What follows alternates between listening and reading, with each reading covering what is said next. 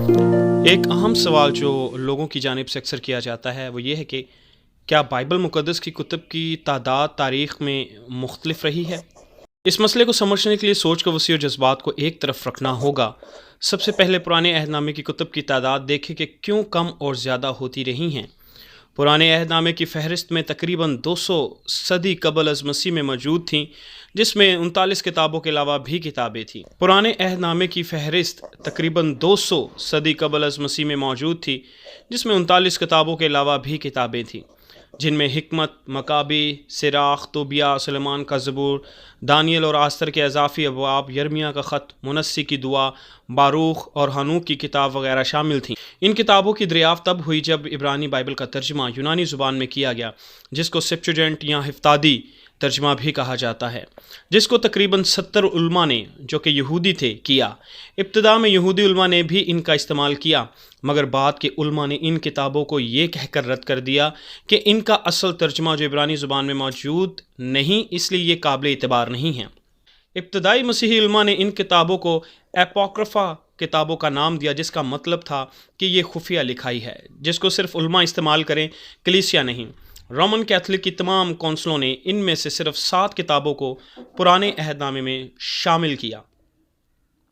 اور کہا کہ یہ کتابیں تاریخی اعتبار سے اہمیت کی حامل ہیں۔ کچھ نامور علماء نے جن کا تعلق رومن کیتھولک چرچ سے تھا، انہوں نے بھی ان کتابوں کو شامل نہ کرنے کی تجویز کونسل کو دی، مگر جب اصلاحی کلیسیا کا دور شروع ہوا تو پروٹسٹنٹ کلیسیاؤں نے ان کتابوں کو فہرست مسلمہ سے نکال دیا کہ ان کی ضرورت نہیں، کیونکہ ان کا تاریخی ریکارڈ موجود نہیں اور ان میں پائے جانے والی تعلیم بھی کہیں کہیں پر فرق ہے۔ اس لیے پروٹسٹنٹ کلیسیاؤں نے صرف 39 کتابوں کو فہرست میں شامل کیا، باقی 7 کتابوں کو نکال دیا، اور اب رومن کیتھولک کے پاس 46 کتب ہیں اور پروٹسٹنٹ کلیسیا کے پاس 39 کتب ہیں پرانے عہد نامے میں۔ اس کے برعکس نئے عہد نامے پر اس طرح کا مسئلہ پیش نہیں آیا، کیونکہ نئے عہد نامے کی کتابوں کی تعداد رومن کیتھولک اور پروٹسٹنٹ کلیسیاؤں میں یکساں ہے، اور وہ ہے 27۔ اگرچہ نئے عہد نامے میں بھی اضافی کتابوں کا استعمال رہا ہے، جن میں مریم کی انجیل، پطرس کی انجیل، ہرمس کا چرواہا، ڈیڈاکے، کرنتھیوں کا تیسرا خط، توما کی انجیل، برناباس کی انجیل وغیرہ۔ ان کتابوں کو جب کلام کی روشنی پر پرکھا گیا تو کلیسیا نے مشترکہ طور پر ان کو رد کر دیا، جس کی وجہ سے 27 کا عدد تمام کلیسیاؤں میں مشترک رہا۔ کیوں ان کتابوں کو رد کیا گیا؟ ان کتابوں میں مردوں کے لیے قربانیاں چڑھانے اور ان کے لیے دعائیں مانگنے کی ترکیب دی گئی، جو کہ کلام مقدس کی مجموعی تعلیم کے خلاف ہے۔ ان کتابوں میں برزخ کا تصور پیش کیا گیا کہ جب لوگ مر جاتے ہیں تو کچھ عرصے کے لیے وہ برزخ میں قیام کرتے ہیں، جہاں ان کی جانوں کو دکھ ملتا ہے۔ اگر ہم ان کے لیے دعا کریں گے یا خیرات دیں گے تو روحیں اس عذاب سے آزاد ہو جائیں گی اور اچھے مقام میں چلی جائیں گی، جو کہ کلام کی تعلیم کے منافی ہے۔ پھر ان کتابوں میں جھوٹ بولنے کو برا نہیں سمجھا گیا۔ پھر خاص علم کے ذریعے سے بھی خدا تک رسائی ممکن ہے۔ کچھ کتابوں میں جگہوں کی نشاندہی غلط کی گئی ہے، جیسے لکھاری اس جگہ سے واقف ہی نہ ہو، جیسے کہ برناباس کی انجیل، کیونکہ یہ شخص اسرائیل کے جغرافیے سے واقف نہیں ہے، اور ان میں ایسی پراسرار تعلیم پائی جاتی ہے جس میں بائبل کے کسی نبی نے اس سے پہلے بیان نہ کی ہو، جیسے کہ ہنوک کی کتاب میں ہمیں نظر آتا ہے۔ ان کتابوں کے فہرست دینے میں ابتدائی کلیسیا کے بزرگوں کا ایک اہم کردار رہا ہے،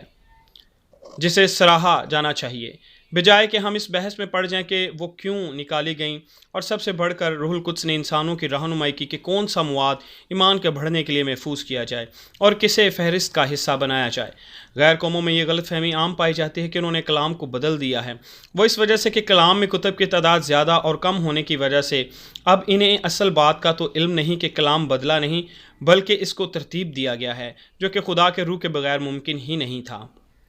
ہمیں ایک بات یاد رکھنی چاہیے کہ کلام لکھا لکھایا نہیں اترا، اس کو قلم بند ہونے میں وقت لگا، اور اس کو انسانوں نے لکھا خدا کے روح کی رہنمائی میں، اور پھر اس کو ترتیب دیا گیا، اور جب غلط تعلیمات ان کے ساتھ مکس ہونے لگیں تو خدا کے لوگوں نے ہی اس کی نشاندہی کی اور اس حصے کو الگ کر دیا جو کہ خدا کے الہام کے مطابق نہیں تھا۔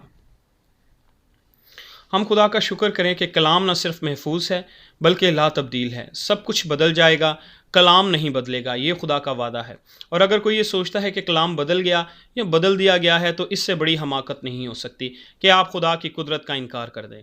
کلام کی مخالفت ہر دور میں کی جائے گی، مگر خدا اس کا دفاع کرنے والا ہے۔ میں نے محض اس کے کلام پر ایمان رکھنا اور عمل کرنا ہے۔